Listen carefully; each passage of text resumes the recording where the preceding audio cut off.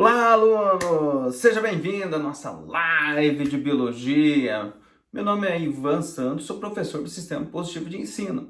E hoje nós vamos discutir um pouco sobre o quê? Biologia, claro, o componente mais importante que você tem para estudar aí. Ah, mas eu não gosto de biologia. Gosta sim. Todo mundo gosta de biologia, por quê? Porque biologia está no nosso dia a dia. Nunca se falou tanto em biologia. Por que você está tendo essa live aqui agora? Porque você está em quarentena, não é mesmo? Isolamento social. Não é isso? Causado pelo quê? Coronavírus. Olha aí, biologia na tua vida. Biologia muda toda a sua maneira de, seu modo de vida e tudo. Mesmo porque também você faz parte disso, tá? Então tem que amar sim, tem que gostar sim e vamos com atenção, tá?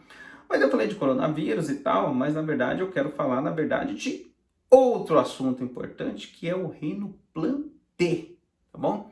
Então, se você está aí, tal, tranquilo, vou assistir a live, eu vou te pedir uma coisa, então pega o teu livro, tá lá no volume 9, abre lá na unidade 18, pá, reino Planté, ok? Se você não fez isso, dá um pause aí agora e vai lá fazer, tranquilo? Bom, então vamos lá. De onde surgiram as plantas? Gente, as plantas têm 500 milhões de anos, tá? Surgiu há muito tempo, então há mais tempo aqui do que a própria espécie humana, do que os próprios hominídeos, né? Então as plantas surgiram há 500 milhões de anos e as evidências apontam quase que de maneira definitiva que surgiu das algas verdes, ok? Ah, mas como assim tal? Que evidências? Presta atenção, vem aqui comigo. Primeira evidência, tá? Todas as células das plantas do reino Planté têm cloroplastos. Uau! Tá? Cloroplastos, tá? Foi originado das algas. Você acabou de assistir isso com a sua professora aí no teu colégio aí algumas aulas atrás, não é isso? Segundo ponto, você tem cloroplasto, tem pigmento fotossintetizante. Todas as plantas têm. Ali, por exemplo, clorofila A e B, tá? Clorofila A e B já aponta para um dos grupos daquelas algas e a outra evidência a presença de celulose na parede celular. Isso evidencia muito essa questão ali das algas verdes terem dado origem às plantas, beleza? Ok, então uma vez que surgiu as plantas há 500 milhões de anos atrás, então nós vamos imaginar, pá, surgiu, acabou surgindo as plantas, surgiu uma árvore lá no meio lá do continente? Não, né? Claro que não. Vamos entender o seguinte, num processo evolutivo, tá, muito bem estabelecido, nós temos a seguinte situação, organismos mais simples dão origem a organismos mais complexos. Isso você pode ver, por exemplo, nos fósseis. Bom, por que que isso é importante no entendimento do reino Planté? Tudo é importante. Olha lá, por exemplo, qual que é o organismo mais simples que você estudou? Ou que você está estudando aqui conosco aqui? Briófitas. As briófitas são os organismos mais simples. Logicamente, eles são os mais antigos. Por que que eles são mais simples e são os mais antigos? Vamos imaginar o seguinte, se as algas verdes deram origem aos vegetais, então nessa transição iria trazer ali alguns ganhos de característica que permitisse, por exemplo, trocar um meio, que não foi o caso ainda, tá? Mas que permitisse ali, por exemplo, ter outros comportamentos. As briófitas, elas encaixam perfeitamente nessa corrente. Então, das briófitas, então, foi um start para a conquista, então, terrestre ali das plantas, beleza? Ok.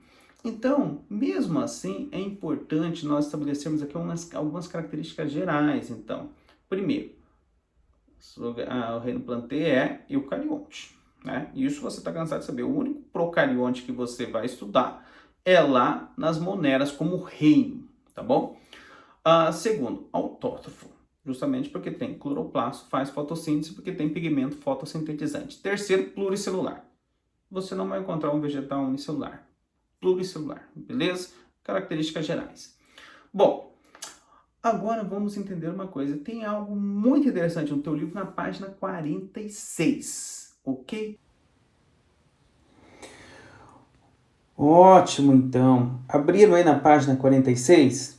É um cladograma, né? Uma representação de relações filogenéticas, uma árvore filogenética envolvendo os grupos vegetais. Então, só para ilustrar para você aqui, por exemplo, das algas, né? Nós falamos ali há pouquinho que ela originou esse grande reino. E olha só quem está mais próximo das algas, as briófitas, que são organismos extremamente simples, né? Então, eu comentei, os mais antigos são simples e vão dando origem aos mais complexos, né? E aí, à medida que você vai avançando aqui no cladograma, você vai vendo que aparecendo estruturas novas, que vai dando origem a grupos novos, né? Como, por exemplo, as pteridófitas, né? E aí você vê que são vascularizadas. A partir de pteridófitas, todas têm vasos condutores. Nós já vamos discutir o que é isso. Então, ou vamos relembrar o que é isso, né? Então, gente, é só para mostrar para vocês aqui, por exemplo, a organização do cladograma. Quando você entende isso, fica muito mais fácil estudar, né? Então, lá na página 46, dê uma olhadinha com calma, com carinho aí nessa representação. Vai te ajudar muito no entendimento do reino Plantae. Ok, voltando aqui comigo, então, preste atenção. Nós vamos então ver o que são essas briófitas, tá? As briófitas, então, conforme eu comentei, foi a que deu origem a todos esses vegetais aí, ou seja, é o grupo mais simples aí, pelo menos é o que você vai estudar no ensino médio, perfeito? Tá? Bom, agora é o seguinte, vem comigo. Falando em briófitas, né, vocês viram que elas todas têm um pequeno porte, não é grandona, você não vai encontrar briófita de 2 metros, tá? Então, um exemplo clássico são os musgos, então aquele tapete verde muito próximo de água. Por que isso? Primeiro, tá? Porque a estrutura é muito simples, depende da água para tudo, inclusive para reprodução. Segundo, e principalmente o segundo, não tem vasos condutores. Se não tem vasos condutores, não consegue pegar os nutrientes e jogar de maneira rápida para todo o organismo. Imagine que os vasos condutores são avenidas, então você entra numa avenida, some, não é isso? Tá. Então não tem vasos condutores, então como é que tem que fazer? Tem que fazer osmose ou difusão célula a célula dos nutrientes, tá? Que isso ocasiona um processo muito lento. Imagine uma árvore fazendo isso. Não existe. Ela morre, porque até chegar lá na extremidade já morreu faz tempo. Por isso que as briófitas têm pequeno porte, porque não tem vaso condutor. Mas então vamos para o slide para ver então como é que elas se reproduzem. Vem comigo. Então, gente, essa figura aqui na página 48 é só ilustra aqui o processo reprodutivo, né? Que é um ciclo bem simples, bem fácil, bem entendível, né? Então você tem o gametófito, né? Que é a parte dominante. Aí você tem o esporófito, que é a parte intermediária. O gametófito você vai encontrar quase que sempre, né? Aí quando o esporófito ele cresce, ele vai liberar ali a cápsula vai conter esporo. É só seguir as flechinhas aqui para mostrar exatamente qual que é o ciclo reprodutivo. E é interessante que você está vendo aqui sempre a formação que a fecundação, né, da parte masculina que vai nadar em direção à parte feminina. Por isso que sempre precisa de água. Briófitas necessita muito da água para a parte reprodutiva. Aí a parte masculina nada em direção à feminina e ocorre a fecundação. Ocorrendo a fecundação, então, você tem N mais N, a formação do esporófito 2N, né, que vai dar origem ao gametófito e tudo mais, fechando o ciclo. Tranquilo? Só para revisar, aquela revisadinha básica, tá bom? Ok, então, contrariamente às briófitas, as pteridófitas elas apresentam algumas situações interessantes.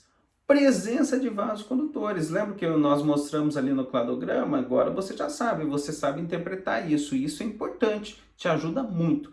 Uma vez que apareceu vasos condutores, daqui para diante todos os vegetais têm vasos condutores. Isso você já sabe. Maravilha. Mas o que permitiu vasos condutores? Algo muito importante. Transporte rápido de nutrientes. Nós chamamos hoje de matéria orgânica ou inorgânica, ou seiva orgânica ou inorgânica, mas que antes era chamada seiva bruta ou seiva elaborada, tá? O importante é que os vasos condutores eles transportam isso muito rápido. Isso fez com que as pteridófitas, conhecidas aí muito ali pelo exemplo das samambaias, elas tivessem então um desenvolvimento mais robusto, maior e tudo mais, tá? E com isso, a dependência de água também diminuiu. Por exemplo, ela não precisa mais de água para fazer a reprodução, coisa que as briófitas tinham, tá? Mas é isso que nós vamos discutir então no nosso slide ali, rapidamente, sobre o ciclo reprodutivo das briófitas. Vamos olhar esse desenho aqui, olha só que interessante, né? Já é um negócio mais completo, né? Com mais detalhes, né? É interessante também que a professora Ana comentou com vocês na aula passada, ela comentou o seguinte, que nas pteridófitas a fase duradoura é o esporófito. Na briófita, a fase duradoura era o gametófito. Olha como é que muda, como é que se torna diferente, né? Olha a questão aqui dos esporófitos 2N, aí vai ter todo o ciclo, aí tem a parte de meiose, o esporófito é reduzido a N, aí ocorre a fecundação, aí N mais N forma 2N novamente, né? E aí ocorre a germinação. Então, veja, é um processo um pouquinho mais completo, né? Um pouquinho mais complexo ali que as briófitas, tranquilo? Tá? Então, só para ilustrar, só olhar com bastante carinho aqui, todo o ciclo reprodutivo é muito fácil, é muito entendível, beleza? Enfim, chegamos então às árvores de grande porte. E são elas que dominam o planeta. É muita árvore, é muita planta de grande porte e tudo mais, né? Por que será que elas dominam o planeta? Porque elas apresentaram algo que nenhuma dos dois grupos anteriores se apresentaram: semente. E a vantagem de se ter semente é muito grande. Primeiro, porque a semente ela protege o embrião.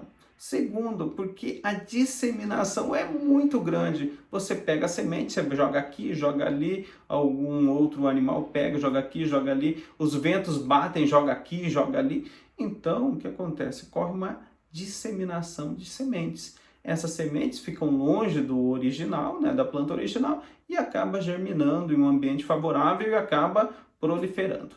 Então, esta característica foi essencial que apareceu a semente protegendo o embrião, é que permitiu essa disseminação toda. Mas o mais interessante é o que nós vamos ver agora no ciclo reprodutivo das gimnospermas. Vem comigo. Esse ciclo, então, olha só como é que o negócio muda, né? Então você tem então um ciclo todo mais completo, né? Você tem ali, por exemplo, gimnospermas aqui representado pelo pinus, pelo pinheiro, né? Então, veja só que interessante, ela passa a ter uma estrutura que nós chamamos de estróbilo masculino e estróbilo feminino, eles estão no mesmo ramo. E isso é interessante porque parece que acaba potencializando a fecundação ali, né? Porque fica um mais próximo do outro. E aí, de repente, dá origem ao quê? A uma estrutura nova, né? Uma estrutura diferente. A fecundação permite a origem, então, de uma semente. E a semente, ela vai ter o embrião protegido. Isso é extremamente importante porque esse embrião protegido faz com que a semente tenha uma vida útil maior.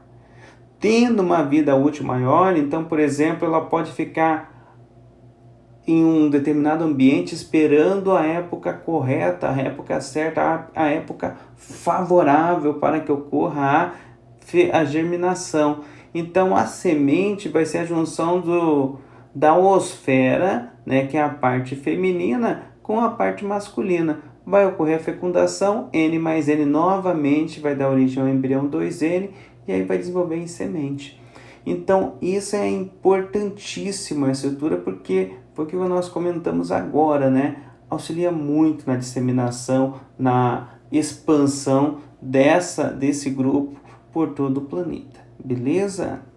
E enfim, chegamos às angiospermas, não é mesmo? Angiospermas, que legal! Por que é interessante? Primeiro, porque 90% do que nós conhecemos como espécie de vegetais são angiospermas. Apresentam flores, né? Aquela que você leva para sua namorada e tudo mais, para sua mãe e tudo. Apresentam frutos também. Então, duas características importantíssimas. Mas as flores, a função dela é outra, a função reprodutiva. E o fruto, a função é fazer o quê? Proteger a semente. não é mesmo? E isso é interessante porque na flor nós vamos falar do processo de polinização rapidamente.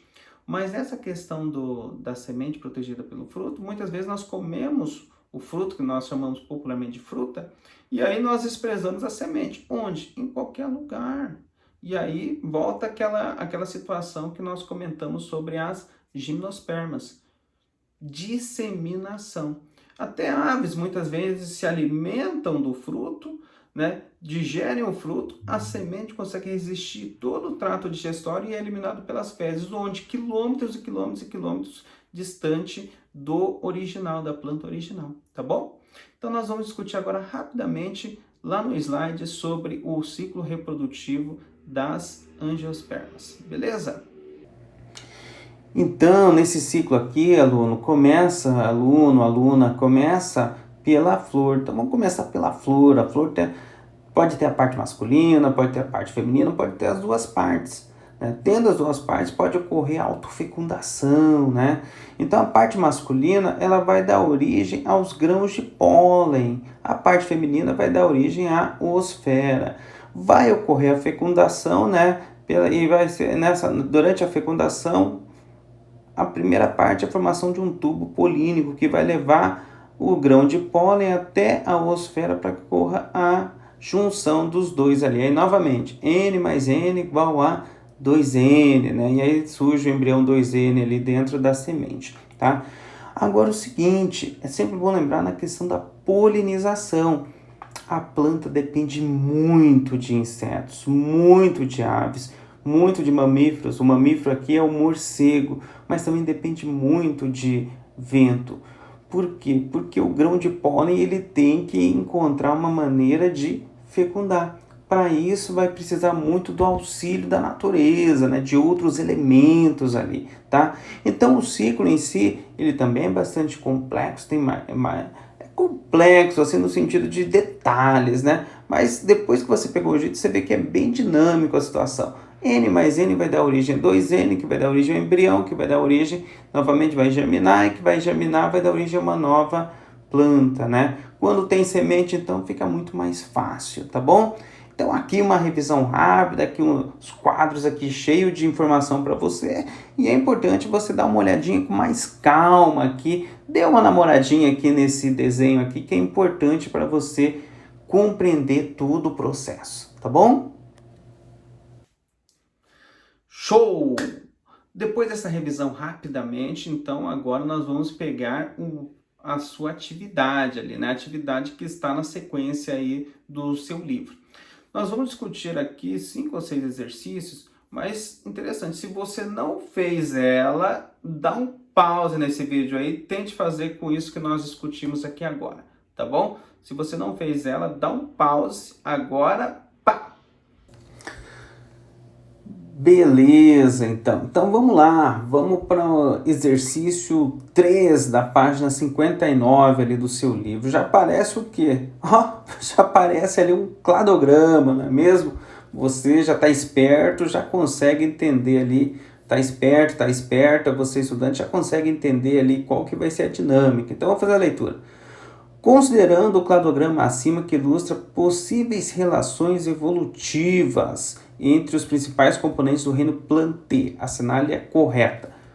Interessante, relações evolutivas, sempre evolução e biologia vão andar juntos. Por quê? Porque a biologia é fundamentada toda no processo evolutivo. Isso é importante também que você entenda. A maioria das espécies do grupo 3, aí aparece lá grupo 3, é de grande porte e se caracteriza por formar sementes expostas na superfície das estruturas reprodutivas.